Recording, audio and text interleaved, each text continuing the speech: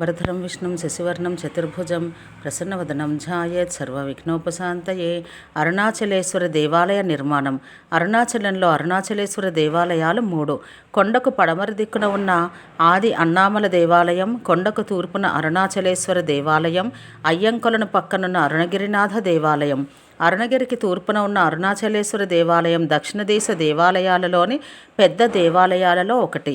ఈ దేవాలయ బహిప్రాకారం ఉత్తర దక్షిణాలకు 1979 ప్రాకారపు తూర్పు పడమర గోడలు 700 పొడవు, ప్రాకారం గోడలు 29 ఎత్తు ఉండి బలిష్టంగా కట్టబడి ఉన్నాయి. ప్రాకారం 4 వైపులా 4 ద్వారాలు, వాటిపైన ఎత్తైన గోపురాలుండి ప్రాకారపు ఘనతను చాటుతున్నాయి. ఈ గోపురమూలములన్నింటినీ తూర్పు వైపున ఉన్న రాజగోపురంను కూడా విజయనగర సామ్రాజ్యం నేలిన శ్రీకృష్ణదేవరాయలు కట్టించాడు. ఈ రాజగోపురం దక్షిణ దేశ దేవాలయ రాజగోపురంలన్నింటికన్నా ఎత్తైనదని చెప్పుకుంటారు. తూర్పు గోపురంలోని గోడలోని గణపతికి నమస్కరించి మొదటి ప్రాకారంలోనికి అడుగుపెట్టగానే ఉత్తరపు వైపున 1000 కాళ్ళ మండపం బ్రహ్మాండంగా దర్శనమిస్తుంది. దానికి దక్షిణంగా ఎడమవైపు దక్షిణ ప్రాకారపు గోడను ఆనుకుని శివగంగ తీర్థం ఉంది. దానిలోకి నీరు తిరుమలాంబాదేవి సముద్రం నుండి కాలువ ద్వారా కొని తేబడింది. శివగంగ తీర్థపు ఒడ్డున సుబ్రహ్మణ్యేశ్వర దేవాలయం, అందులో వలైకాపు మండపం ఉన్నాయి. ప్రతి సంవత్సరం ఇక్కడ అమ్మవారికి గాజులు తొడగబడే ఉత్సవం జరుగుతుంది. సుబ్రహ్మణ్య దేవాలయంలో ఉన్న ఒక స్తంభం నుండి వెలువడి సుబ్రహ్మణ్యుడు అరుణగిరినాథుని ద్వారా ప్రౌఢదేవరాయలకు దర్శనమిచ్చిన గాథను పురస్కరించుకుని ఈ ఆలయానికి కంబత్తి లయనారు సన్నిధి అని పేరు కలిగింది. సుబ్రహ్మణ్యులకు సంబంధించిన ఉత్సవాలన్నీ ఇక్కడే జరుగుతాయి. సుబ్రహ్మణ్య దేవాలయం దాటగానే ఉత్తరంగా ఉన్న 1000 కాళ్ళ మండపం పక్కనే ఆనుకొని భూమిలోకి కట్టబడిన ఒక చిన్న మండపం ఉంది. ఇది ఒక సిద్ధుని సమాధి స్థలం. ఇది 1000 కాళ్ళ మండప నిర్మాణానికి ముందు నుండి ఉంది. ఈ మండపాన్నే పాతాళలింగ మండపం అంటారు.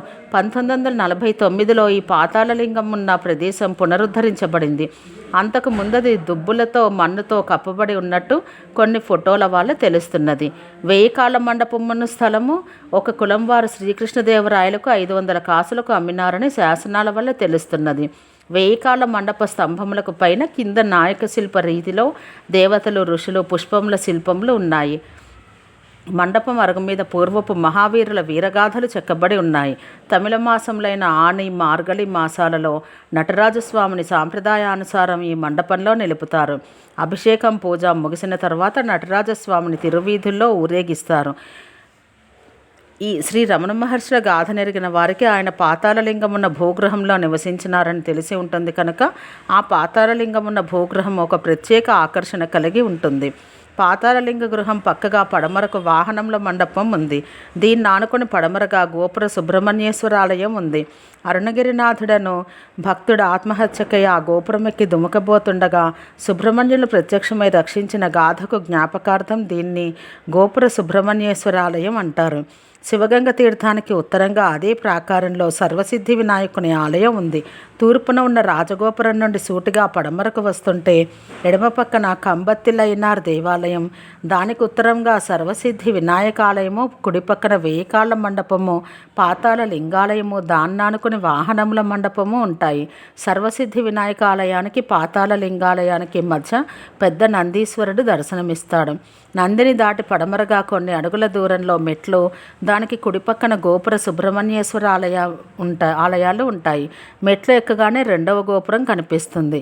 మెట్లకు ఎడమ పక్కన కళ్యాణ సుందర దేవాలయం, దాన్ని ఆనుకుని పూదోట ఉన్నాయి. ఈ ఆలయంలో ఒక శివలింగం పూజించబడుతూ ఉంటుంది. దాన్ని ఆనుకుని ఒక మండపం కూడా ఉంది. రెండవ గోపురాన్ని భల్లాల గోపురం అంటారు. దీన్ని ముందు చూసిన పెద్ద నందిని భల్లాల మహారాజు కట్టించాడని చెప్పుకుంటారు. భల్లాల గోపురం దాటగానే అశ్వమండపం లేక 100 కాళ్ళ మండపం ఉంది. ఇది రెండవ ప్రాకారం. ఈ అశ్వమండపంలో ప్రస్తుతం దేవాలయ ఏనుగు నుంచుతారు. ఈ మండపానికి దక్షిణంగా బ్రహ్మసరస్సు ఉంది. బ్రహ్మసరస్సుకి అశ్వమండపానికి మధ్యగా కాలభైరవాలయం ప్రాకారపు గోడ నానుకుని ఉంటుంది. బ్రహ్మసరస్సుకు ఎదురుగా పడమట కొన్ని చిన్న చిన్న దేవాలయాలు ఉన్నాయి. కాలభైరవుడు దేవాలయ రక్షకుడు. అశ్వమండపం దాటగానే పడమరకు పెద్ద నంది దర్శనమిస్తుంది. ఇక్కడ నుంచి అరుణాచలం స్పష్టంగా కనిపిస్తుంది. ఇక్కడ అందరూ నందిని స్పృశించి అరుణాచలానికి నమస్కరించి ముందుకు నడిస్తే 3వ గోపురానికి వెళ్ళే మెట్ల వరుస ఉంటుంది. నందికి ఉత్తరంగా కొంత దూరంలో దేవాలయపు ఉత్తర గోపురం కనిపిస్తుంది. ఈ గోపురాన్ని అమ్మణ్ణియమ్మ గోపురం అంటారు. మహాభక్తురాలైన అమ్మణ్ణియమ్మ చందాలు పోగు చేసి కట్టించిన గోపురం ఇదే. ఆమెను తలుచుకుని భక్తితో జనులు నమస్కరించుకుంటారు. దీనికి దక్షిణంగా దక్షిణ గోపురం ఉంది.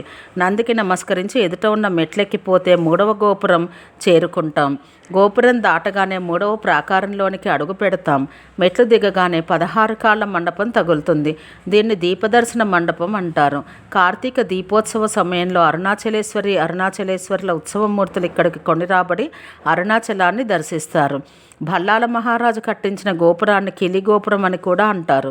ఈ గోపురంలో అరుణగిరినాథుడు చిలక రూపంలో ఉండిపోయాడని చెప్పుకుంటారు.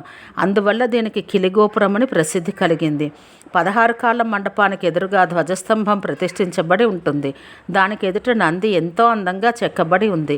ఈ 3వ ప్రాకారంలో ఎడమ పక్కన స్థల వృక్షమైన వకల వృక్షం ఉంది. దాన్ని దాటితే పడమరగా కళ్యాణ మండపం ఉంది. 3వ ప్రాకారపు గోడను ఆనుకుని ఎన్నో గదులుంటాయి. వాటిని సామాన్లు భద్రపరచడానికి, వంటలు చేయడానికి వాడుతారు. వాటన్నింటికీ చివర ఉంటుంది కళ్యాణ మంటపం. దీపోత్సవం, నవరాత్రి వంటి ఉత్సవ సమయాల్లో ఉత్సవమూర్తులను ఇక్కడ నిలుపుతారు. కళ్యాణ మంటపం నుంచి ప్రదక్షిణంగా పడమటి వైపుకు నడిస్తే 3వ ప్రాకారపు పడమటి గోపురం వస్తుంది. దీన్ని అరుణగిరి యోగి మండపం అంటారు. దీన్ని దాటి ఉత్తరం వైపుగా వెళ్తే ఆపీత కుచాంబికా దేవాలయానికి చేరుకుంటాం. అంబకు నమస్కరించి తూర్పుగా వస్తూ ఉంటే దేవాలయం ఆఫీసు, దాన్ని ఆనుకొని కొన్ని దేవాలయాలు ఉంటాయి.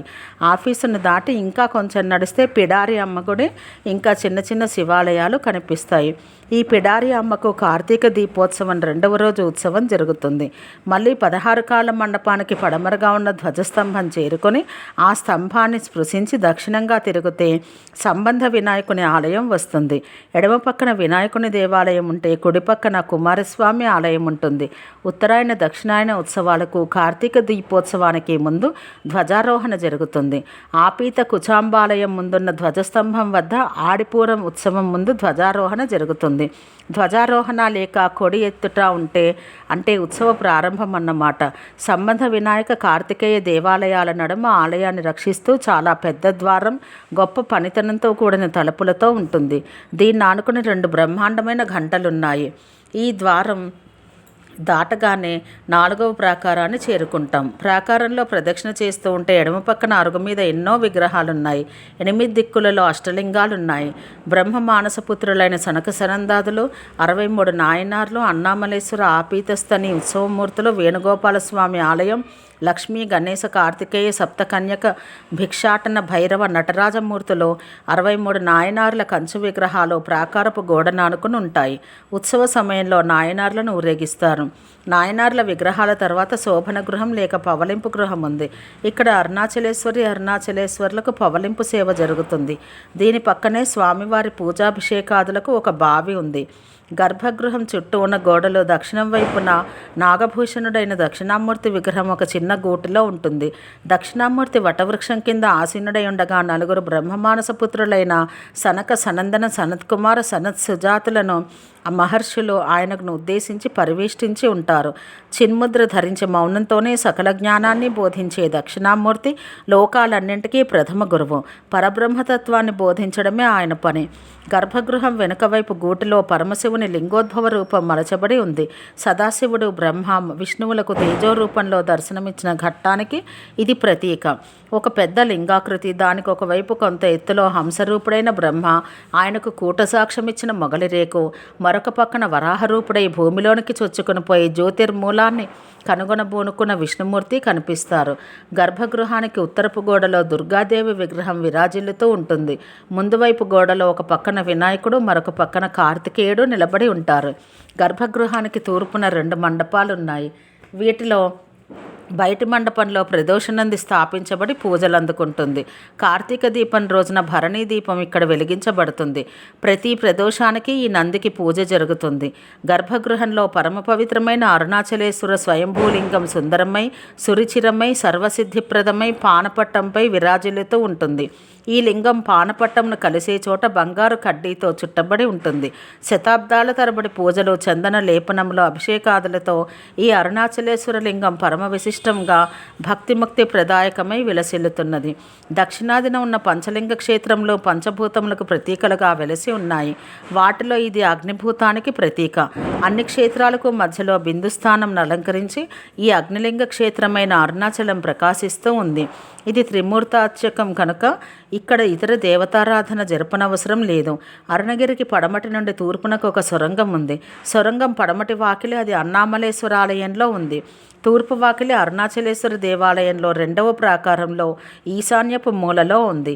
ఈ సొరంగం నుండి ఎందరో ఋషులు, సిద్ధుల గుహలకు ప్రవేశం ఉంటుంది కనుక వారికి ప్రజల వల్ల అలజడి కలగకూడదని రమణ మహర్షుల వారు అది అన్నామలై గుడిలోని ఈ సొరంగ ద్వారమును మూసివేయించారు. ఆది అన్నామలై గుడిలోని ఈ సొరంగ ద్వారాన్ని మూసివేయించారు. సర్వజనారాధ్యమైన అరుణాచల క్షేత్రానికి వందన సహస్రములు. అరుణాచలంలో ఉత్సవాలు. అరుణాచలంలో ముఖ్యమైన ఉత్సవాలు రెండు. ఒకటి కార్తీక దీపోత్సవం, రెండు తిరువూడూల్ ఉత్సవం. ఇవి కాక అనేక ఉత్సవాలు అప్పుడప్పుడు జరుగుతాయి. నిత్యం అరుణాచలేశ్వరునికి దేవాలయంలో షట్కాల పూజలు జరుగుతున్నాయి. ఉత్తరాయణ పుణ్యకాలంలో 10 రోజుల ఉత్సవం జరుగుతుంది. ఇది మకర సంక్రాంతితో ముగుస్తుంది. సంక్రాంతి మరునాడైన కనుమతో తిరువూడల్ ఉత్సవం మొదలవుతుంది. తిరువూడల్ అంటే దివ్యమైన ప్రణయ కలహం. ఇది పార్వతీ పరమేశ్వరుల ప్రణయ కలహానికి ప్రతీకగా జరుగుతుంది. పార్వతీ పరమేశ్వరుల మధ్య భృంగికి మోక్షమియ్యడం గురించి కలహం ఉత్పన్నమవుతుంది. శక్తితో నిమిత్తం లేకుండా శివుడిని మాత్రమే ఆరాధించే భృంగికి మోక్షమియ్యొద్దని అమ్మవారి పట్టుదల. భక్తవ శంకరుడైన శంకరుడు భృంగికి మోక్షమియ్యనే తలవలైనని సంకల్పించడంతో కలహం ప్రారంభమవుతుంది. అరుణాచలేశ్వర దేవాలయ పూజారులు ఈ కలహాన్ని అతిరసవంతంగా జరుపుతారు. తిరువూడల్ జరిగే వీధిని తిరువూడల్ వీధి అంటారు. పరమశివుడు భృంగికి మోక్షమిచ్చిన రోజు ఇదే కనుక భక్తులందరికీ పరమానందకరమైన ఉత్సవం ఇది. ఉత్సవం మర్నాడు అరుణాచలేశ్వరుడు గిరి ప్రదక్షిణ చేసి వస్తాడు. ఈ విషయాలన్నీ సూర్యనాగమ్మ గారు రాసిన రమణాశ్రమ లేఖల్లో హృద్యంగా రచింపబడి ఉన్నాయి. ఓం శాంతి శాంతి శాంతి.